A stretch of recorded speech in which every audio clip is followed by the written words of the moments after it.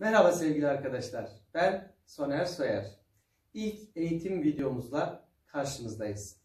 Sizlere kısaca 10 derste bağlama çalmayı kavratmaya çalışacağım. Esasında bu tip derslerin öğrenci ve eğitmen arasında birebir yapılmasından yanayım. Fakat zaman ve mesafe göz önünde bulundurulduğunda ne yazık ki bu çoğu zaman mümkün olmayabiliyor. Dolayısıyla ben de size pratik, kolay ve hızlı adapte olabileceğiniz kısa eğitim videoları hazırladım. Umarım beğenirsiniz. Eğer hazırsanız başlayalım arkadaşlar. Şimdi hangi enstrümanı çalmak isterseniz isteyin, enstrümandan önce öğrenmeniz gereken temel, teorik bir takım bilgiler var. Bu dersimizin konusu müziğe giriş ve temel müzik terimleri, yani kısaca solfej diyebiliriz. Ben şöyle tahtayı görebileceğiniz şekilde biraz geri çekileyim. Şimdi müziği meydana getiren bir takım temel unsurlar var.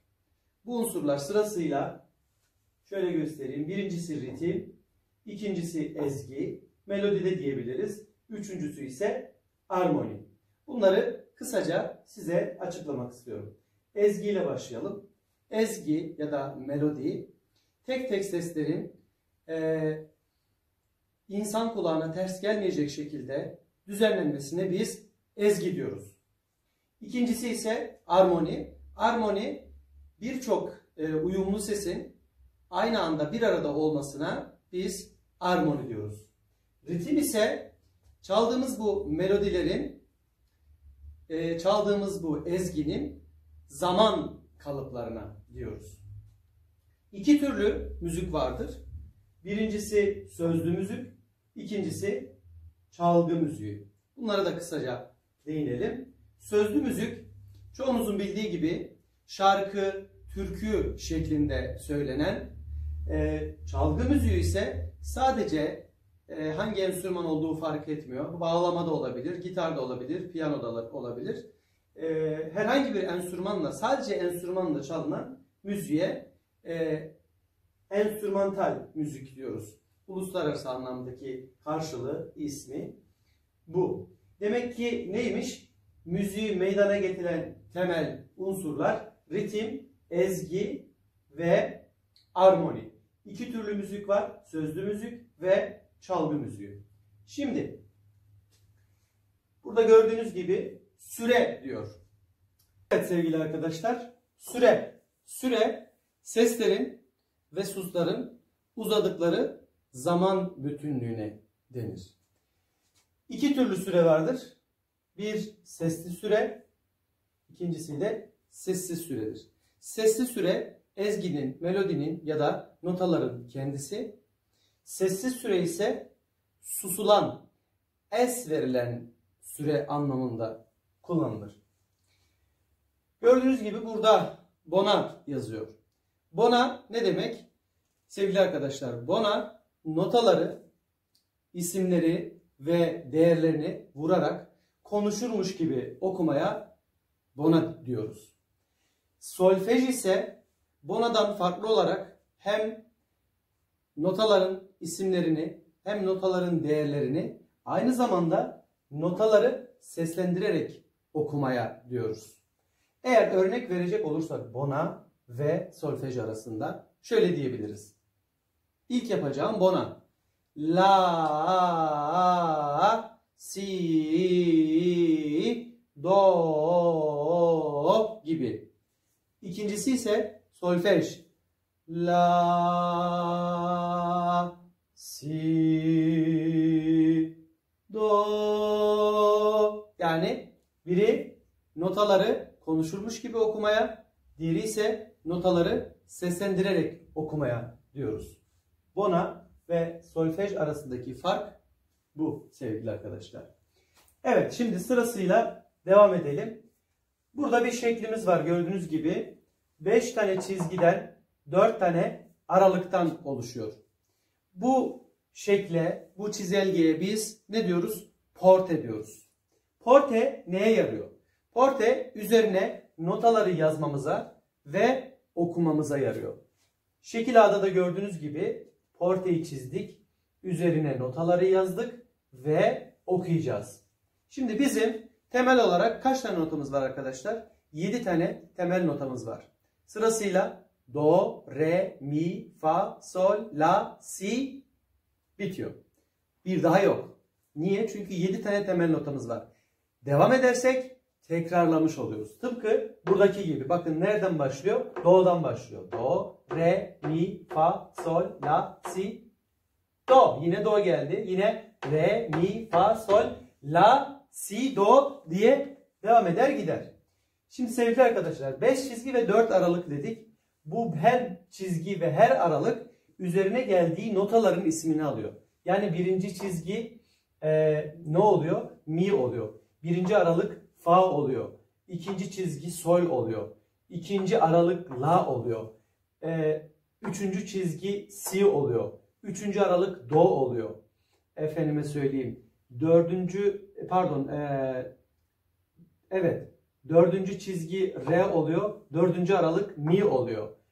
Beşinci çizgi fa oluyor. Ve çizginin üstü sol. Sonrasında la. Burada da mi'den aşağı yani portenin dışında kalan kısımda da re var ve do var. Şimdi bu çizgiyi yani bu çizelgeyi ve bu kalıbı rahat ezberleyebilmeniz için size çok küçük bir tüyo vereceğim. Bakın bizim de insan elimiz yani 5 çizgi ve 4 aralıktan oluşuyor. Tıpkı portedeki gibi 5 çizgi ve 4 aralık. 1, 2, 3, 4, 5 çizgi. 1, 2, 3, 4 aralık. Eğer bunların her birini birer çizgi, diğerlerini de aralık olarak farz edersek, karşılığına ve üzerine notaların isimlerini yazarsak bu kalıbı çok rahat ezberlemiş olacağız. Tabi aynı zamanda burada bir sembolümüz var. Bu sembolü birçoğunuz biliyorsunuzdur zaten. Adı da sol anahtarı. Birçok insan dövme olarak bir taraflarına yapıyorlar. Çok da güzel gözüküyor çoğunda. Gerçekten ben de imreniyorum. Konumuz bu değil tabii ki. Sol anahtarı sol çizgisinde yani ikinci çizgiye geldiği için sol notasından başladığı için ismini bu yüzden sol olarak almıştır.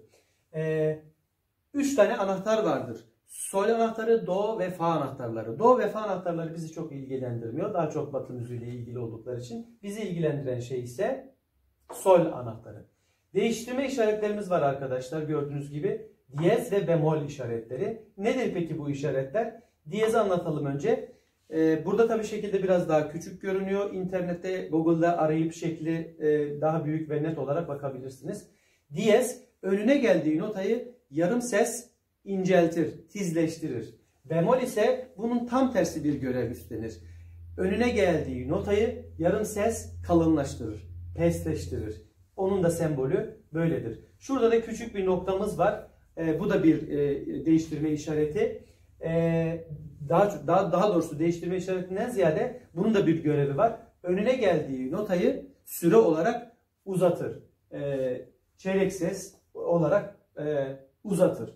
Bunu da gördükten sonra bizim bu dizilimizin bir adı var. Onu da söyleyelim. Yahyalı Kerem dizisi. Tabi makamlar farklı olabiliyor. Dizilimler farklı olabiliyor. Bizim genellikle kullandığımız, halk müziğinde kullandığımız dizilim bu. Buna da biz Yahyalı Kerem dizisi diyoruz. Şimdi sevgili arkadaşlar bir de size bakın burada yazıyor gam. Yani diğer adı oktav. Bunu anlatayım. Nedir gam ya da oktav? 8 tane bitişik ve komşu notanın bir araya gelerek oluşturduğu şekle biz gam diyoruz. Yani bir tam ses aralığı diyoruz. Eğer ben do'dan bir sonraki do'ya kadar okursam ki okuyacağım. Do, re, mi, fa, sol, la, si, do dediğim zaman ben bir tam oktav okumuş oldum. Yani bir tam ses aralığı. Do'dan do'ya, re'den re'ye, mi'den mi'ye. 2 türlü gam vardır. Bir çıkıcı gam, bir de inici gam. Çıkıcı gam eğer notalar aşağıdan yukarıya doğru dizilmişse çıkıcı gam olur. Eğer notalar yukarıdan aşağıya doğru dizilmişse buna da inici gam diyoruz. Yani çıkıcı ve inici gam arasındaki özellik nedir? Çıkıcı gam sesler giderek tizleşir. İnici gam ise tizden pese doğru, kalına doğru inmeye başlar. Evet. Şimdi sevgili arkadaşlar, bir ölçü. Ölçü nedir? Ölçü bir ezginin ya da bir müzik parçasının eşit süreli kalıplara bölünmesine diyoruz. Yani nedir o kalıplar? Bakın burada 1, 2, 3, 4, 5, 6 kalıp çizmişiz. Bunların içine notalar geliyor ve eşit süreli notalar geliyor. Biz bu bütünlüğe ne demiş oluyoruz? Ölçü diyoruz. Bir de ölçü birimimiz var. Bakın burada hemen yazmışım. Sol anahtarından hemen sonra gelir. Ölçü birimi okuyacağımız eserin bize zamanını, süresini gösteren birimdir. Baştaki rakam bize kaç vuruş yapacağımızı gösterir. Sonrasındaki gelen rakamsa vuracağımız her vuruşun ne kadar bir değeri olduğunu gösterir. Biz buna da ne diyoruz? Ölçü birimi. Sevgili arkadaşlar, vuruş yazıyor burada. Vuruş nedir? Vuruş bir ölçünün eşit sürelere bölünmesine diyoruz. Onu da şimdi anlatacağım. Bakın burada şöyle bir sembolümüz var. Bu vuruşumuzun şeklini gösteriyor. Nasıl bir müzik şarkısını ya da bir notayı nasıl vuracağımızı gösteren şekil. Bakın önce yukarıdan aşağı, sonra sağdan sola, sonra soldan sağa, sonra da yukarıya. Ben pratik olarak bir kez daha şöyle göstereyim. 1, 2, 3, 4. Ben ne yapmış oldum? 4 zamanlı bir vuruş gösterdim size. Tabii başka zaman kalıpları, başka vuruş şekilleri de var. Onları da kısaca size göstereyim. Önce 1, 2, 3, 4. Sonra 1, 2, 2 dörtlük. Bu 2 dörtlük. 1, 2. Sonra 3 zamanlı vuruşumuz var. 1, 2, 3. Sonra 5 zamanlı vuruşumuz var. 1, 2, 1, 2, 3. 7 zamanlı vuruşumuz var. 1, 2, 1, 2, 1, 2, 3. 9 zamanlı vuruşumuz var. 1, 2, 1, 2, 1, 2, 1, 2, 3. Tabi bu vuruşlar şarkının, eserin içerisinde tavrına göre değişebiliyor. Yani 3 başta olabiliyor, ortada olabiliyor. Bunlara biz değişen zamanlar diyoruz. Dolayısıyla ileriki aşamalarda bunları da göreceksiniz. Sevgili arkadaşlar, son olarak nota değerlerimiz var. Onları anlatmak istiyorum size. Asıl bilmemiz işte gereken, bizi ilgilendiren temel unsur nota değerleri. Şimdi müzikte şöyle bir şey var. Sayılar büyüdükçe değerler küçülür. Yani matematiğe göre düşünürsek bunun tam tersi. Matematikte sayılar büyüdükçe değer büyür. Müzikte ise bu tam tersidir.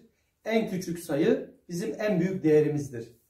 İlk notamız birlik nota. Yani 4 zamanlı vuruş. 1, 2, 3, 4. Buna birlik nota diyoruz. Ama aynı zamanda 4 dörtlük olarak da yazılıyor.